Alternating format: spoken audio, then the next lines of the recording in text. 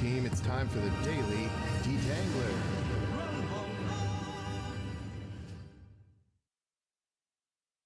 What is she feeling? What is she thinking?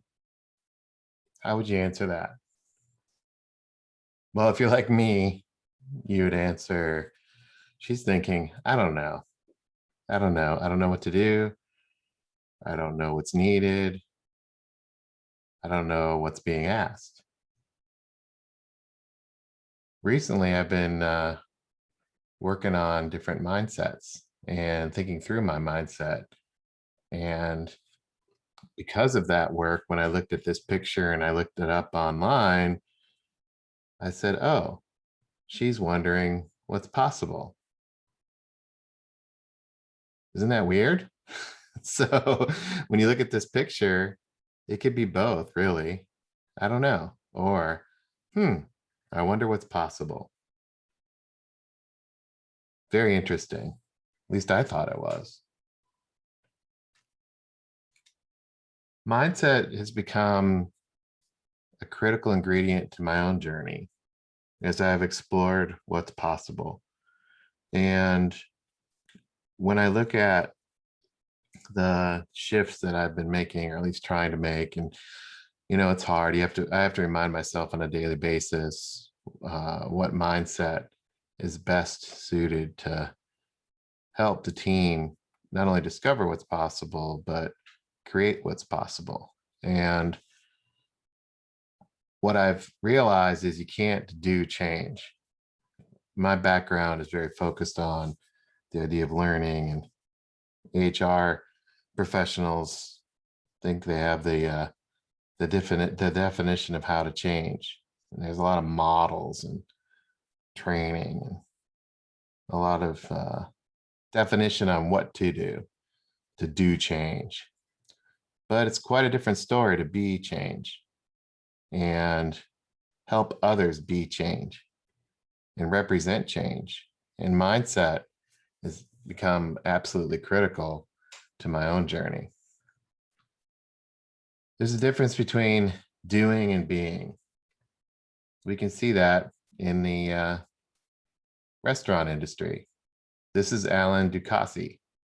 He is the most decorated chef in the world. He's the best chef in the world. He has 19 Michelin stars, which is a record. He also operates restaurants on 2 different continents. Now, do you think this world decorated chef wonders what to do? Or does he just focus on some principles and engaging in the cooking? And how has he become the greatest chef in the world? Well, one thing is for sure, he didn't focus on what he didn't do right. That might be you on the left, but it's been me before. I didn't do it right. I didn't follow the recipe. I didn't have all the ingredients. I didn't have the right pan. I didn't have the right kitchen. I didn't have the right time. I didn't have the right steps to follow. I didn't do it right. And that's the thing about doing, is it's very much about the steps to follow versus being, which is about the principles.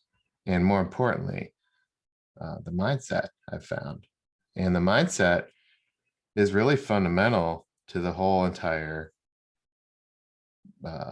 basically the whole entire skill, the whole entire perspective I have, the way I use my skills, the way I process information.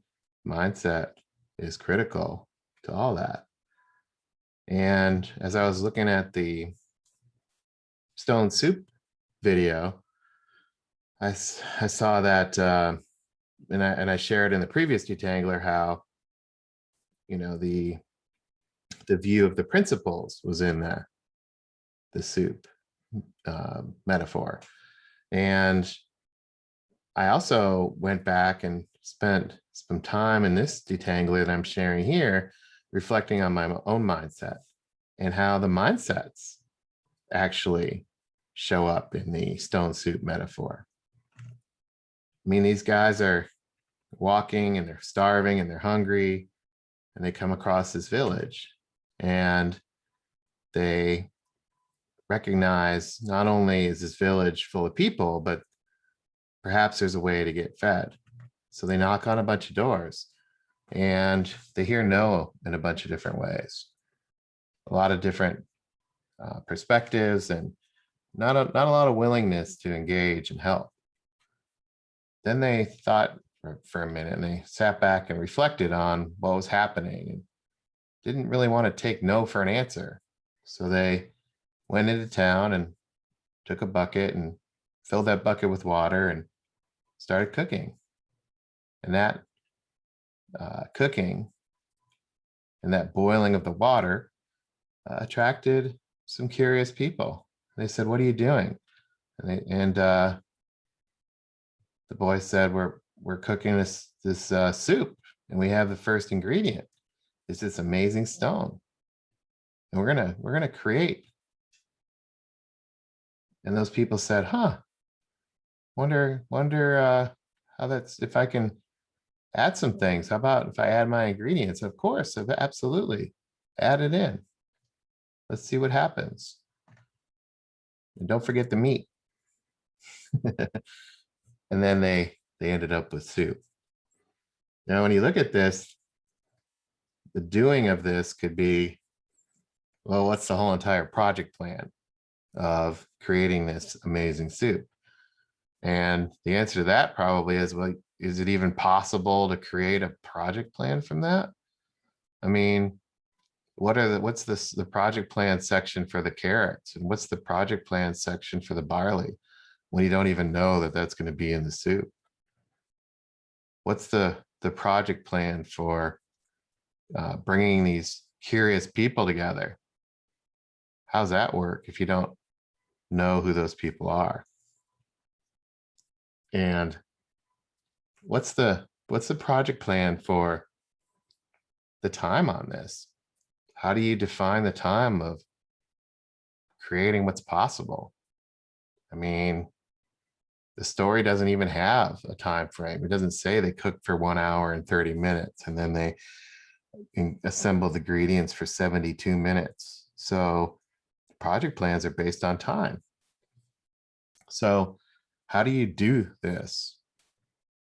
And the question that I was wrestling with in my own past and how I approached creative work was, I wanted to be certain. I wanted to do it.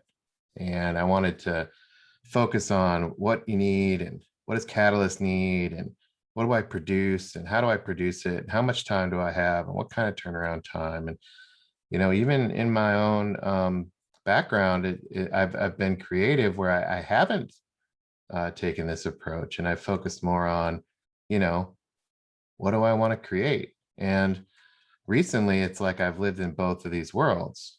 On the right side, it's how do we be the change and how do we be creative and focus on the North Star and understand the situation. And on the left side, it's about doing things, doing activity and tasks. And it's really hard to live in both of these worlds, it seems like. But one of the things that I talked to Catalyst about was, what if these were like, playing a game? On the left side is like playing football, and on the right is like playing soccer. It's just two different games. They don't have to be one. And I thought that was really interesting. And I think that's part of this piece about mindset for me is how does mindset come into this? How do I develop a mindset that allows me to be flexible and adaptable to the different situations and the different teams that I'm on? That creates a lot of possibility right there. So that's pretty cool. And possibility is the idea that my thinking and how I approach things can actually create something new. And I don't have to burden it down with the constraints or the approach of doing, do possibilities, go do possibilities, make them happen, make it happen by Friday. It's not even it's kind of laughable. But when I can work on possibilities and play that game of possibilities, a lot of things can happen. So when I look at the stone soup analogy with mindsets in mind, look how awesome this is. Look at that scenic landscape. And those people look like they're well fed. Their buildings are in nice shape. And looks like a tight-knit community. My mindset is different when I process this picture now because I'm thinking about possibilities. I have the mindset of possibilities. And here's these travelers and their mindset, and how I think about the mindset in the story now is they embrace the situation. And then they knocked on a bunch of doors, and they didn't let no stop them. They had the mindset to keep going and not focus on the rejection from the doors and what that means to their livelihood or their well-being, and ponder the mysteries of how people said no. They didn't do that. They focused on moving forward. And then they found a way to harness those constraints that they were given. I mean, not a lot of people helped. Nobody helped. And that's a constraint. If nobody's giving you food, how do you turn that into something possible? Well, if these kids didn't have the mindset to do that, then they wouldn't have done that.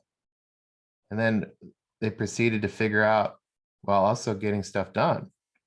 That's a mindset shift right there. And they created ways to attract the right people, the curious people. And they started small to gain a foothold, and they blended ingredients from many different people in order to create something new. And that mindset they have is really, refreshing for me to think about. And actually, it visualizes and kind of sears in my mind the complete and utter difference between how would you project plan this out and do this versus how do you engage with the mindset and be this? How do you be this? So it's the mindset of being the change. And, the juxtaposition of these kids going onto their backpack and pulling out a project plan and figuring out all the tasks they need to go through to make this soup is just ridiculous. But you look at this and you say, okay, well, what is this? This is their mindsets in action. And those mindsets in action, what are they built on? Well, they're built on this idea that there's some sort of, outcome, and there's some sort of, ingredients and recipe and process and approach. It's the overall approach to create something from nothing. And how do you do that? To create awesome soup. Well, what I've learned is I don't focus on doing with certainty, because the more I try harder, the mindset of doing led to no soup for me. No soup for me. Seinfeld reference. I think I get extra points for that. Then there's the mindset of being engaged. And the clear result there is amazing soup. And I can let go of, specifically at what time did I put my ingredients in. I can just focus on how the soup tastes. And that's a mindset shift. So that mindset for me has been really interesting and illuminating. And it's still a work in progress. I still slip back, and Catalyst, thumps me on the head over that stuff. And I appreciate that, because it's hard. It's a daily thing. I have to do it almost definitely day by day, definitely hour by hour, because I'm playing two games. I'm in two worlds. I have clients that want the left world, and then I have the work we're doing here. It's literally two different games. And I have to learn how to be a multi sport athlete. And, like the Bo Jackson, he could play basketball and football and baseball, and he got signed for both football and baseball. So I got to learn how to do both games. And then eventually, maybe I can just play one on the right side. So my mindset has been shifting. And one of the things that I went back and reflected on was the work that Architect had done on his mindset shifts. And here's the 7 that he put together. And I said, okay, well, what would I tell my past self based on what I know now? And this stone soup analogy is great for this, because not only is it simple and it's a shared experience that we all have. But it's multi-sensory. I can, if I look at this, I can actually feel the heat of the pot. I can smell the food. I can think about walking on the dusty road, and I can think about the fire and what the fire feels like, and I can feel the difference between being starving and being full, and I can taste the soup. I can smell it. Right? It's multi-sensory. It's an experience. So embracing that experience to create this amazing soup. What did these kids do that aligned to the mindset shift? Well, I think they leaned into what's possible. They also, when they got all the no's from the doors, they reframed that reality into something that's possible. They reframed by saying, okay, this is our reality, but let's keep moving, and let's keep finding a way. And they embraced those constraints. They didn't let those constraints define them and stop them. They embraced them and said, okay, it is what it is, but how do we rethink this, and what can we do? And then they blended both the strategy and tactics. They put this idea of how do we put this experience out there, and then also we need to focus on, we're making a soup. It's a soup. It's not a casserole, So how do we get people to align to this idea of the soup and this amazing soup that tastes well, tastes great? That's the strategy. And then, they could have tried to recruit everybody and make everybody do it. Instead, they focused it on the curious people, the people that came and wanted to engage. And then they started small, and they protected the little nugget of the soup as it was starting, a little pot. They didn't try to make a full course meal. They focused on soup. And then they saw what happened. They emerged the best possible answer. And when you look at that, and I think about the stone soup analogy juxtaposed against the mindset shifts, I've gone through my own journey of mindset shifts, and I still work on it. I have these mindset shifts that I look at every day, and I wanted to use the Daily Detangler today to say, okay, well, let me share what I've learned about these mindset shifts in the context of stone soup. And this is a boiling frog. I don't know if you've heard the story of the boiling frog, but basically this frog is unaware of its environment because it senses temperature and regulates itself to the environment and the water around it. If you slowly start to rise the temperature of the water, it'll actually boil to death because it doesn't realize that change has happened. So the thing about change, and the thing about what architect had put together with the landscape layers, I realized that there's a bigger view here, and there's a lot of ways that I can engage with curiosity, and the landscape layers help me think through not only the idea that there's a digital transformation and the idea that we're going from a go-to-market to go-to-customer, but the fact that the company is changing and functions are changing and individuals are changing, and some of them may have a little bit of this boiling frog syndrome, but there's going to be those who are curious. And I can lean into finding a way based on who's curious, and also learning by engaging that way and leaning in with curiosity, because VUCA is impacting everybody. And I can definitely relate to certainty as a myth. It's a false sense of security. There is no certainty anymore. And this idea of zooming in to zooming out, whether it's on, in this case, mindset shifts, or in the special edition Detangler, it was on principles, I can zoom in and zoom out a lot easier. It used to really be tough for me. My background, I have a PhD, and the more I zoomed in for my PhD, the more stuff I realized what I didn't know. Instead of using zooming in and zooming out, I was trying to, as a way to scope, I was using zooming in, zooming out to acquire more knowledge, but that just helps me do, it doesn't help me be. So, observing and acknowledging the changing environment is critical, and it changes daily. So what are the situations? And the landscape layer mindset shift helps me with that. And it helps me lean into what's possible. The next shift that's been helping me is the empathy for executives.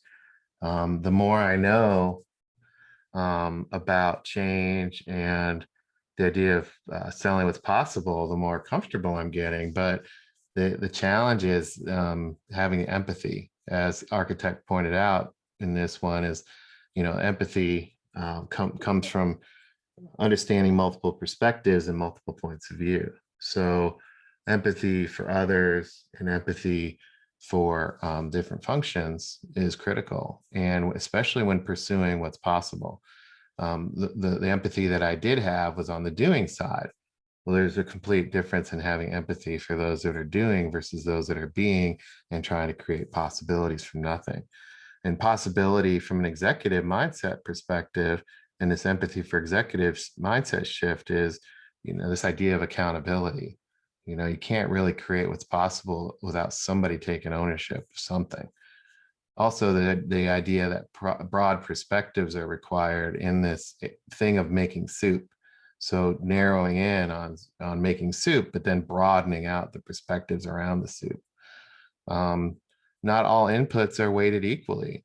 I mean, the thing about the executive empathy piece that I've learned about is who am I listening to, whether it's in the market or in my clients that I have personally, and then also how do I learn how to play the games of possibility game versus doing game, and what are the inputs and who am I listening to there. So it's helped me think through the fact that mindset is critical to leading the team and the customer through change by engaging with them to climb out of the hole. And to do that means reframing possibility, right? Reframing reality into possibility to help move forward and climb out of the complexity.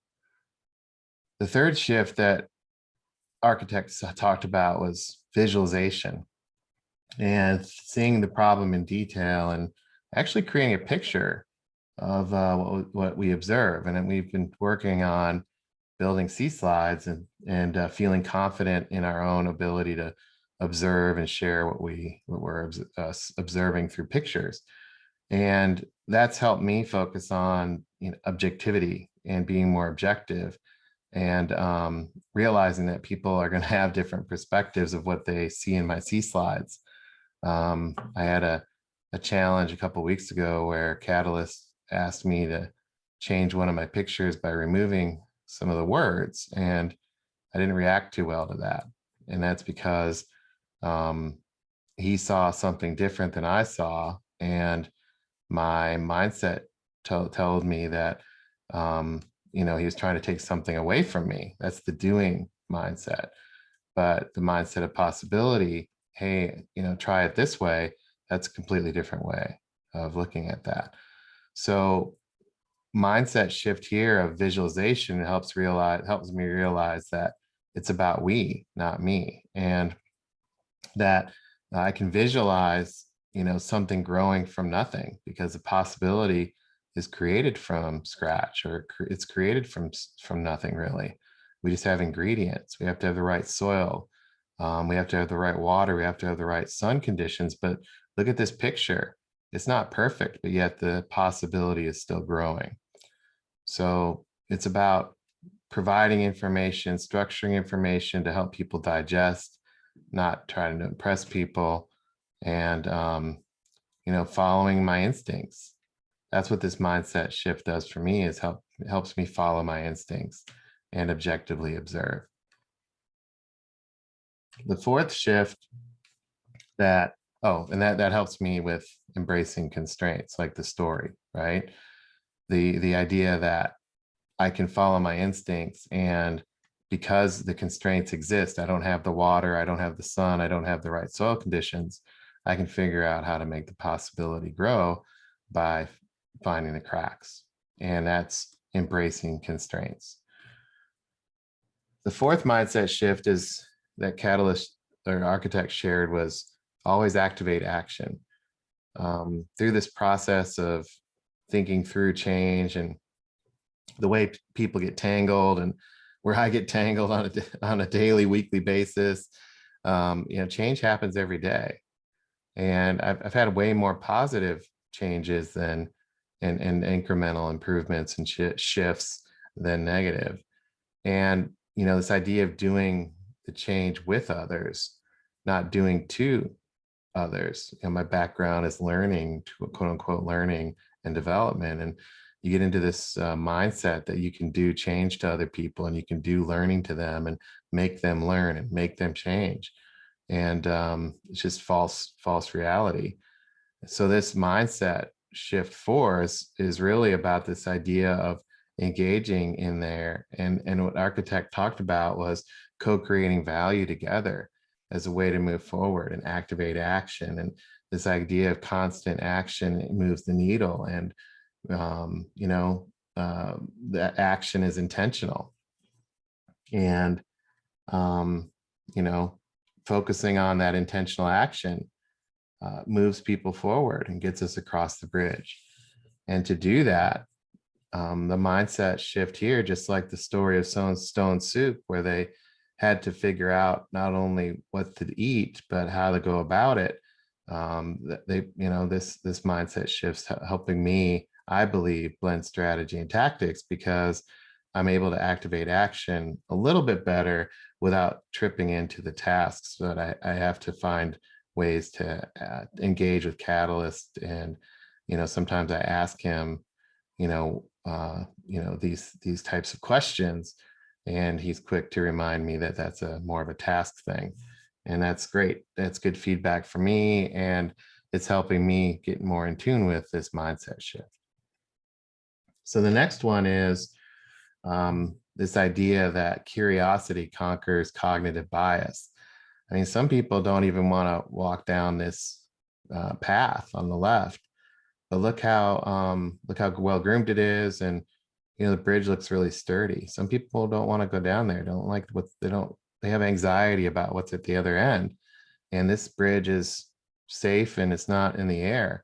A lot of our change initiatives and what we're doing is, it's a lot more tedious for people. So I've been there. I don't know what's on the end of the rainbow or the end of the bridge. And I don't know exactly where I'm going to be in 2 years or 1 year. And I have to create the possibility. So this idea of overcoming the fear of the unknown and sharing what I'm seeing in doing that actually energizes people, is what I've learned. And this idea of collaboration and this process of collaboration really requires me to engage in a way that creates shared understanding. I've learned a lot about that. I used to just lob stuff over, but now I'm trying to be more curious about how it's landing and what people are learning and seeing in what I produce. So this curiosity conquers cognitive bias mindset shift really helps me engage in the gray. I do not like ambiguity. Ambiguity is a tough one for me. If I feel like the bridge is familiar, or if I feel like the pattern's familiar, I'm better, but then I get hardwired.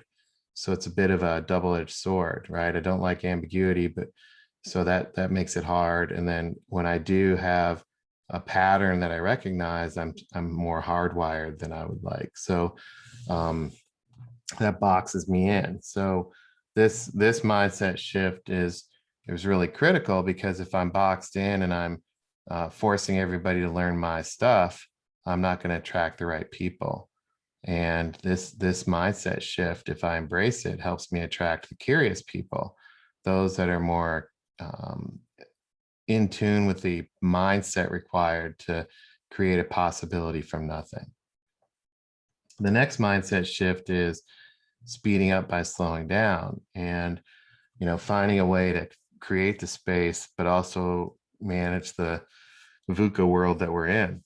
And what I've learned is by examining something in depth and playing the long game, and really playing the long game is critical. And I've learned a lot about that, especially on this idea of what is the right thing to do and where do I get feedback from. And, um, you know, reducing this idea of, hey, this is too complex, let's reduce the information. Well, that, if so, it's just never going to go away. The information overload isn't going to go away. I don't have to have the answer in that. And I don't have to be able to process all that and turn it into something. Information overload is like it's just there. And then again, back to ambiguity, slowing down allows me to, be a little bit more comfortable in the ambiguity. The last few years, I've been able to really focus on the longer game pattern and mentally slow down and recognize that when I start feeling anxious over the ambiguity, that I'm in the right spot. And that's good. And it's also part of the reason why this mindset shift here of slowing down to speed up really helps me process through the variables and figure out what I can do to help. And Catalyst is really good at that. And this mindset shift is back to the story. The kids is protecting what's possible. They had the fire, and they had this little pot of boiling water, and they had this stone, and they had to, care and feed that and make sure it stayed just soup. They didn't want it to become this big, huge meal of complexity. They just wanted to focus on the soup. So, and they protected that and encouraged others and found a way to just do the soup and keep it positive. And by attracting the right people, then they were able to bring the right ingredients, which that's the seventh mindset shift, is this idea that all these people can come together, and I can focus on my role to create a pot or contribute to the pot, and do that in the present, in the now. Like I didn't know I was going to do this detangler. I'm just trying to respond to what I'm seeing in my role, and what I've recognized over the past 2 years or so is that the idea of value and what others perceive as value is not mine. Is what I was what I had, right? I thought my value was in doing, quote unquote, doing the work and adding a contribution. Well, now the value is something different. I mean, I'd love to hear from you more about what you find valuable about what I do. And I think I need to do a better job of explaining what I see other people's value is, because, I'm not quite sure. And also this mindset shift here of remembering my role helps me lean into the digital world. I mean, we're all virtual. I haven't traveled in 15 months. That's unheard of for me. And that's allowed me, that's a constraint, but it's also allowed me to engage and be more immersed into what we're doing, I believe, to find the flow. So this mindset shift to me is about this idea that purpose and clarity come from doing, and learning comes from doing, and quality comes from doing. And that's a lot of stuff from doing. Purpose from doing, clarity from doing, context from doing, purpose, intention, quality coming from doing. It's a lot. And when that happens, we can emerge to the best possibility. And that's been quite amazing for me to see. And what I put out, and add to the soup, and to see what's created. It's been amazing. So these mindset shifts for me have been really critical to my own journey to wear my suit. And it's all about the way of thinking, as Catalyst points out. Just the idea that we can play a business game with our business suit and then our hero suit game. And if we can create these environments where we can nurture what's possible and create something from nothing, at some point that'll be the new normal. That's what's really exciting, is there will be a whole bunch of superheroes running around in their companies, and eventually possibility becomes the new normal. And that's what's starting here.